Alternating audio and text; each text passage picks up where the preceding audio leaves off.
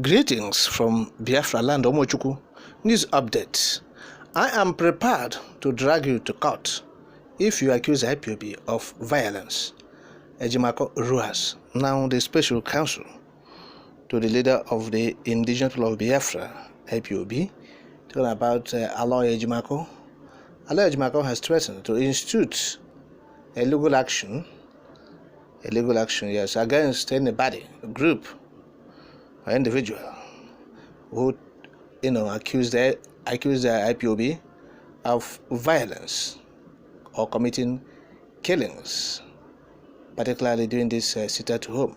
Of course, it has been reported widely that there are some skirmishes in some places. Of course, we know the situation in the southeast.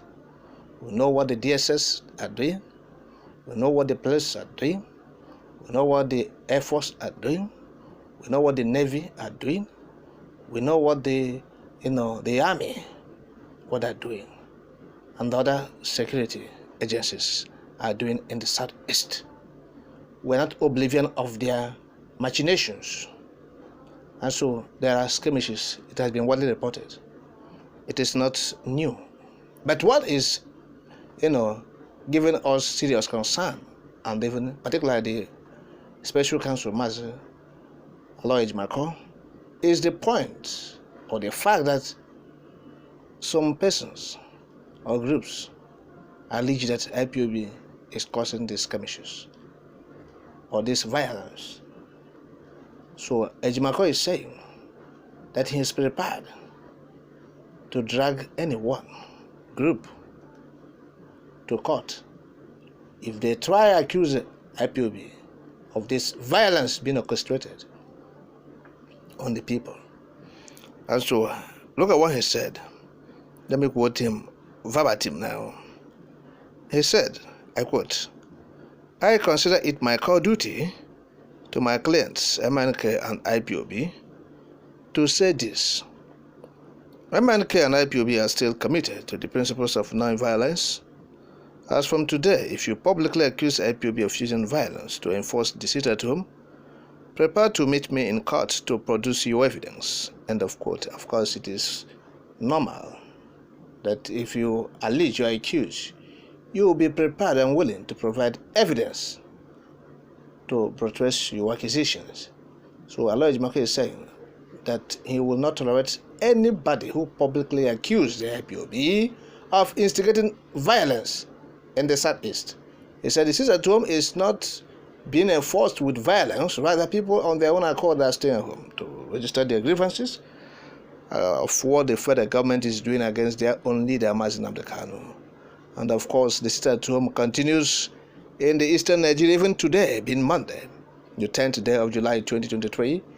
The sit at home intensifies across the southeastern states. Reports have shown that, look, everywhere, all the major cities in the southeastern Nigeria, from Onitsha to Owerri, to Umuahia, to Enugu, to Abakaliki, you talk about Aba, Nnewi, Awka, Orlu. All right. So the cities and the majors, in urban areas or semi-urban areas, they are all locked down in the whole of Southeast. Okay? No exception, no movement. So the sit at home intensifies. As people said, they will sit at home to register their grievances of what the federal government is doing against their leader. Of course, it is in the public domain that the United Nations Working Group on Human Rights and Arbitrary Detention have said that the federal government and the Kenya committed a crime. They should allow Mazi Nnamdi Kanu to go home. Of course, the Court of Competent Jurisdiction in Nigeria, an appellate court, have said so. They have declared him free from these frivolous charges. They have said he has been discharged and acquitted. So what is still keeping him? We have said it. All these explanations, we owe it to the international community for them to understand what is happening in this locality. So government is causing crisis. Government is causing trouble. So instead of government to bring out this young man from detention because he has been an order has been given by the court in Nigeria. And again, this man was abducted illegally. Yes, extraordinary rendition.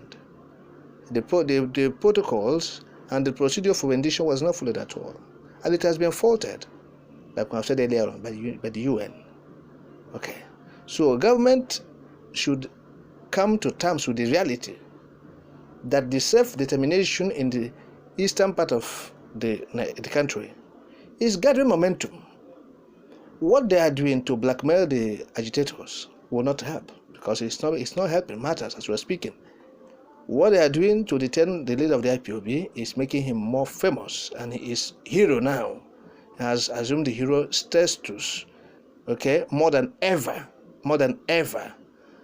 And also not negotiating with the IPOB to know the terms for the referendum, because that's the only solution to this problem we're seeing today in this contraption.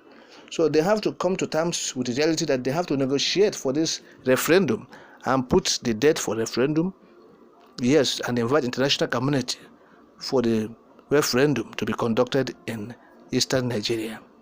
Okay? So that is the way out. But instead of them to do it, they resort to violence. They resort to this issue of blackmail and propaganda. They will use the secret police to carry out some violence, and they will heap the blame on the IPOB. That is what they have been doing. Okay? And so that is the violence you are seeing in the Southeast. So the violence is not that the IPOB is causing violence, no. Like Ejima correctly stated, IPOB still remains peaceful organization. Alright. So what you are seeing in this eastern Nigeria, and you see pockets of violence, is the fact that the government have refused to accept the reality, which is the fact that they have failed. They have destroyed the country, and they are forcing people to stay together. Look at what is happening in the economy everywhere. The government has failed woefully. It's a failed state. All the indices of a failed state is obvious in this case. Nigeria is a failed state. The international community is aware that they have failed woefully. There are indicators showing that they have failed. So now people have to go and look for their self-determination to survive. And that is what is happening. Instead of them to come to reality to understand that, they are causing confusion and commotion everywhere using their secret police and the others. So Aloy Makau said it categorically that the IPOB is not responsible for any violence in this city at home. People are observing. If you go around the southeast, you will see the ambience, you see the feelings, people are at home. And they feel that, look, this is injustice to them. A section is being marginalized. They are being chased away. Exclusion, inequity in the distribution of positions and resources in the country. So they are being hit by these anomalies and malay.